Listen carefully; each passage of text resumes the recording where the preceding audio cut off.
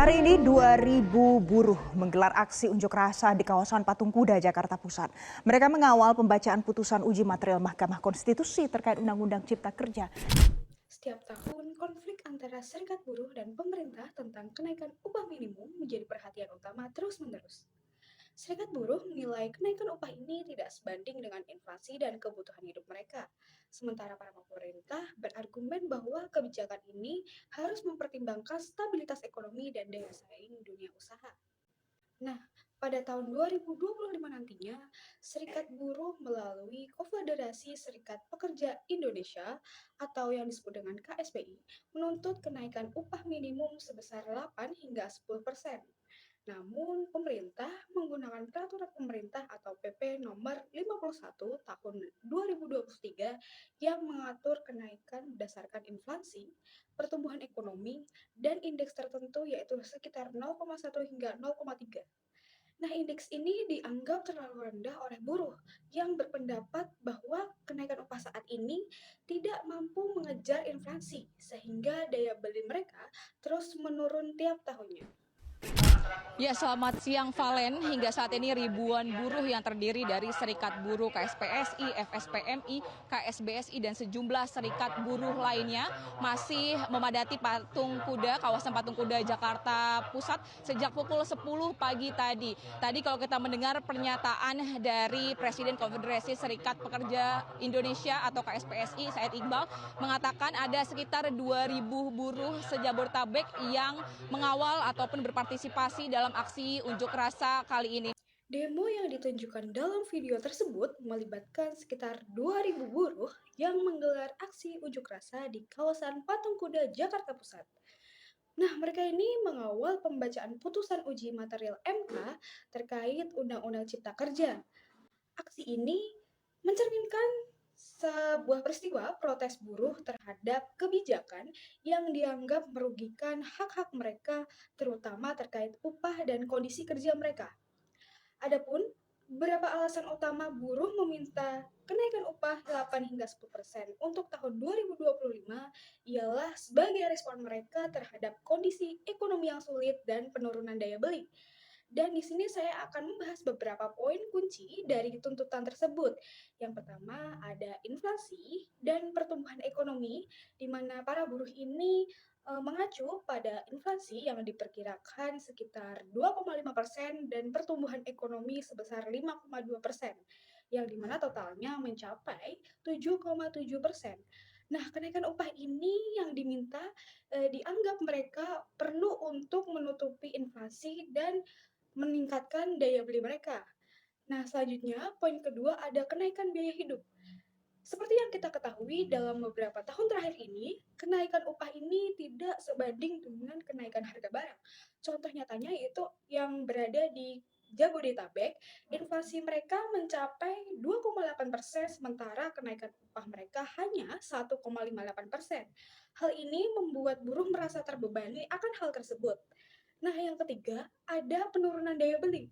Selama dekade terakhir ini, daya beli buruh itu telah menurun sekitar 30% dan meskipun ada nominal kenaikan upah, tapi realitanya upah real buruh ini terus menurun akibat inflasi yang terus meninggi.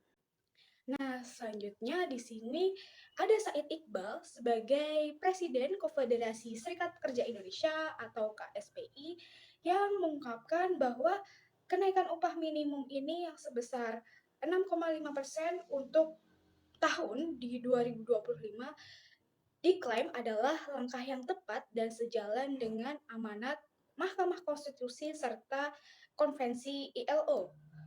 Nah, kenaikan upah sebesar 6,5% ini dianggap lebih rasional, lebih moderat, dan lebih masuk akal dibandingkan dengan kondisi ekonomi saat ini karena beberapa faktor.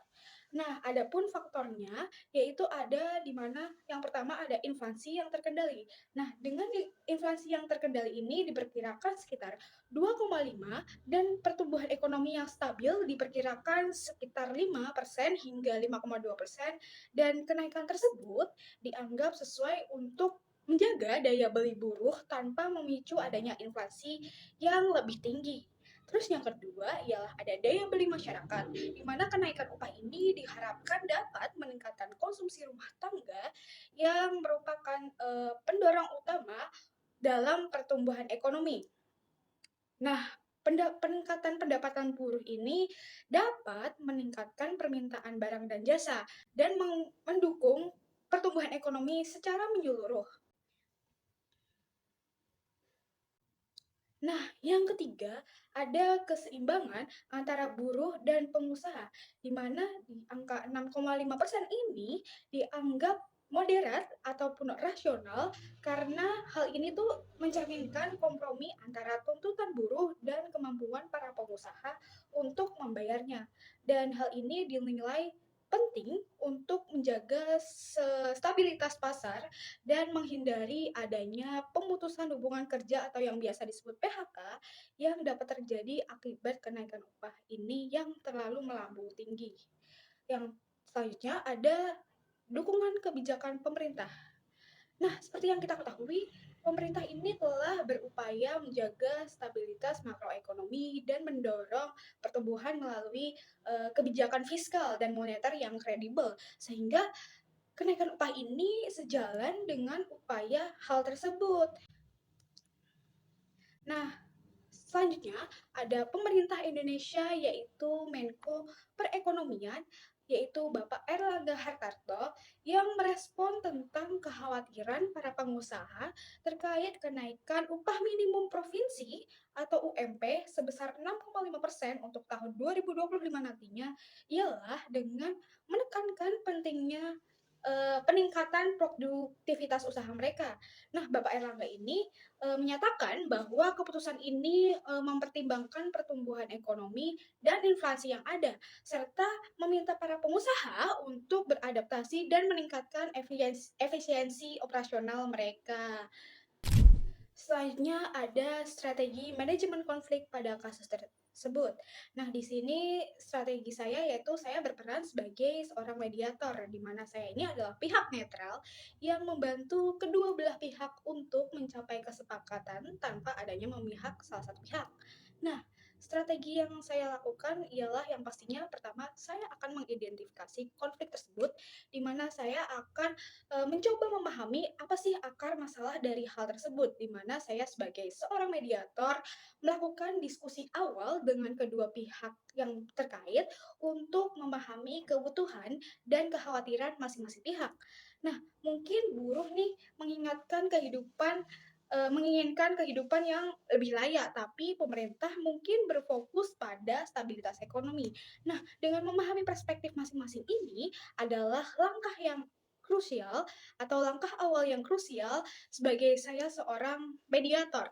Selanjutnya, saya akan melakukan fasilitas forum untuk berdiskusi, di mana di sini saya akan membuat forum di mana saya akan mengundang perwakilan serikat buruh, pemerintah, dan pengusaha dalam forum yang netral, di mana hal ini dapat membantu menciptakan suasana diskusi yang konstruktif. Nah, forum ini dinilai memungkinkan semua pihak untuk menyampaikan pandangan mereka secara langsung dan terbuka, di mana saya di sini akan menekankan adanya komunikasi terbuka satu sama lain antara semua pihak. Dan hal ini juga ialah sangat penting untuk mengurangi kesalahpahaman dan menciptakan suasana yang saling menghormati antar sesama. Selanjutnya, saya di sini juga sebagai mediator akan mengusulkan solusi yaitu opsi kompromi, di mana saya ini mengusulkan opsi kompromi seperti kenaikan UMP sebesar 6,5% dengan komitmen untuk meninjau kembali indeks dalam jangka waktu tertentu. Nah, hal ini tuh memungkinkan bahwa saya sebagai mediator berusaha untuk menemukan jalan tengah yang dapat diterima oleh semua pihak. Dan juga tak lupa di sini akan saya tambahkan saran tambahan di mana pertimbangan insentif bagi pengusaha atau subsidi bagi buruh juga menjadi solusi yang dapat saya usulkan untuk meringankan beban ekonomi tanpa merugikan salah satu pihak. Nah, selanjutnya saya akan menindaklanjuti hal tersebut, di mana saya akan mengawasi pelaksanaan kesepakatan dan di mana itu dilaksanakan setelah mediasi untuk memastikan bahwa semua pihak ini mematuhi hasil kesepakatan dan melakukan evaluasi secara berkala. Nah, kesimpulannya ialah keputusan tentang kenaikan UMP ini harus mempertimbangkan keseimbangan antara kepentingan buruh dan juga kepentingan pengusaha serta bagaimana sih dampaknya terhadap perekonomian kita secara menyeluruh dan adanya diskusi yang terbuka dan konstruktif ini dan mediasi yang efektif, hal ini akan penting untuk mencapai kesepakatan yang adil dan berkelanjutan dalam konflik ini. Dan untuk referensi sumber di mana saya menyampaikan video ini akan saya sampaikan pada sesi berikut. Terima kasih, saya Fania Salma. Wassalamualaikum warahmatullahi wabarakatuh.